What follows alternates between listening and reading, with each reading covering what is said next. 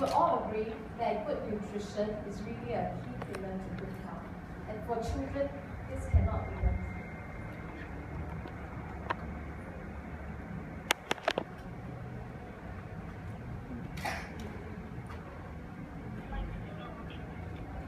So, how much children are fed during their formative years have a tremendous impact on their present and future well-being.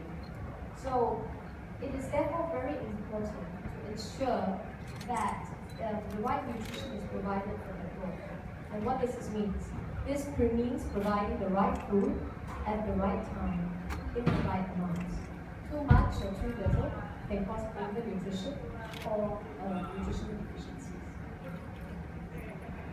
Okay, so while providing nutrition for your children, it's important to remember 3 food facts. The first one is that different food provides different nutrients in different amounts.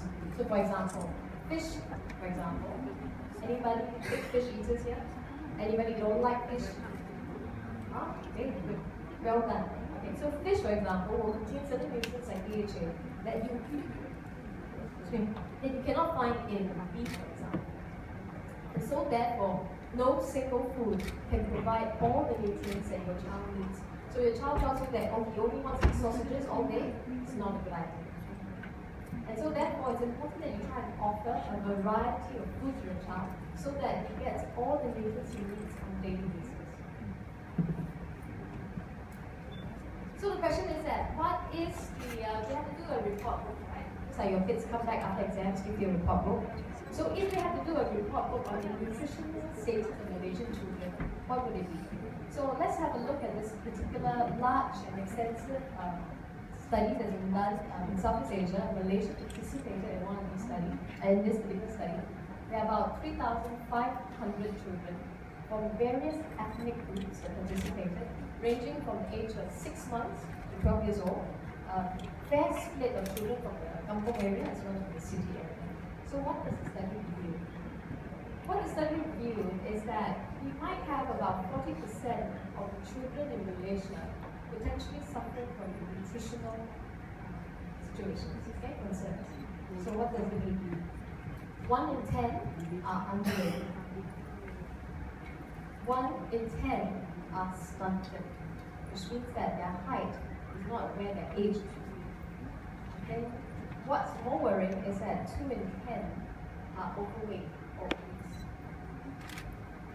So clearly, while in some parts of the country, undernutrition still exists, but what is more worrying is that increasingly the problems of overnutrition resulting in obesity is clearly climbing in Malaysia. I think that what is also more concerning, however, is something called religious hunger. So, what the study also revealed that children in Malaysia suffer from micronutrient deficiencies.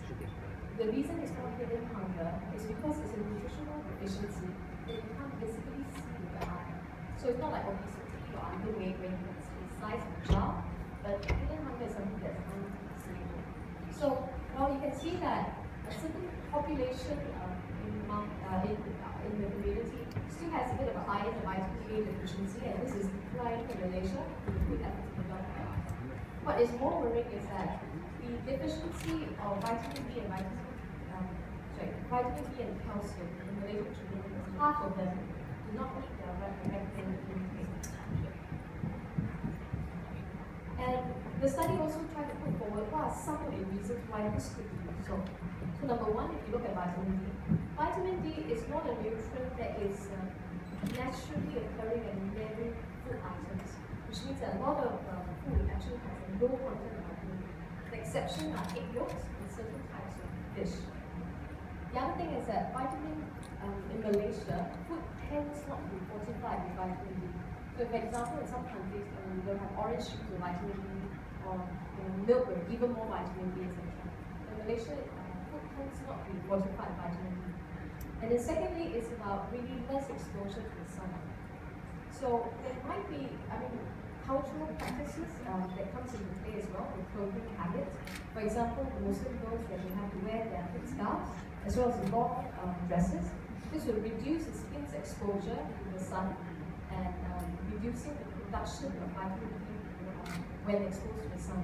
So if you look at the vitamin D status of Muslim girls versus Muslim boys, it tends to be poorer as well.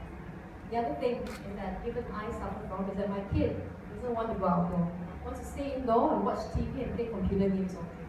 So children these days just do not like playing outdoor like where we were when we were kids. So therefore, there's a reduction in sun exposure. When we look at calcium deficiency, one of the reasons for calcium deficiency is as the child is younger, they're toddler, preschool, mom can force feed milk. As they grow older, it's much harder to make them drink milk. And because of that, they realize that this calcium intake is also poor. So if you think about vitamin D and vitamin D and calcium, these are important nutrients that are critical to a child. You see the alarm bells are going off in tandem with this dangerous sign that we see. Okay. So vitamin D and calcium are really important for healthy growth as well as healthy formation of bone and teeth in children. So if these issues are not addressed, the growth of our children will be compromised. Okay, so what about omega-3? There has been a lot of interest, not just in I would say the mass community, but also in the healthcare community about omega-3. Omega-3 is a fatty acid, a polyunsaturated fatty acid, which is extremely important to health. And the thing is that the body needs it, but the body cannot make it. So therefore, the only way you can get omega-3 fatty acid is to eat it in food and take supplements. And when I actually look at the studies that's related to omega-3 consumption regulations, what was very worrying is that the majority of adults actually have very poor omega-3 nutrition, and most of them do not achieve the recommended intakes in Malaysia. And the reason for this could be that local food are really not very high in EPA and DHA. And also because a lot of us don't eat a lot of the imported cold water fishes like salmon or tuna, for example, or pork or omega-3 capsules. So if you were to assume that the child follows the diet of the parents, then we can assume that perhaps there are a lot of children out there that might actually be deficient in omega-3 fatty acids. And this is a concern. Why? Because at a young age, as a child's brain is developing, they actually accumulate a lot of DHA. So DHA is actually a major building block in the brain. It's a structural molecule. So if you think about if you have to build a house, and this is the last house that you've ever lived in, you want to make sure that you build this house with the best material you have. And the best material, so if I can say the house is your child's brain, and the best material you have is DHA, then if you're not providing that to your child, you might be actually compromising and breaking that immunity. So if you look at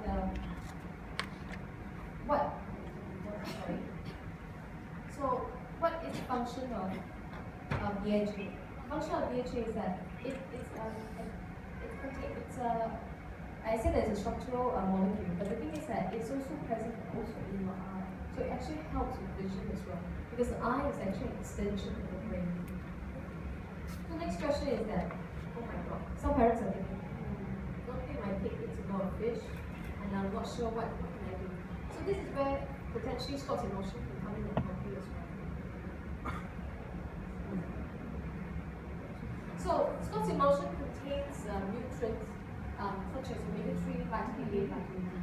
So omega-3 will help support your child's brain development and function. Vitamin A for a healthy immune system. And vitamin D and calcium for a strong bone and teeth. Okay. The other benefit that Scott's emulsion has, and you know the word emulsion actually means something, it's not just a brand name. The word emulsion actually means emulsification. And what does that mean? It means that the hot liver oil within Scott's emulsion is broken down into tiny, tiny, tiny nanoparticles to ensure that they get more easily digested and absorbed by the body. Right?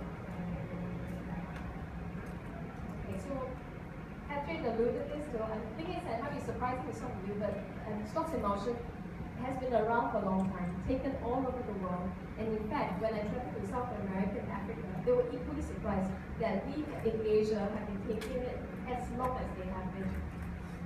And now it's part of family of GSP. So to conclude, A spoonful of Scott's emulsion every day helps mothers support their child's brain development and healthy growth. Because we at Scott's know how much these moments mean to you. Thank you. Thank you.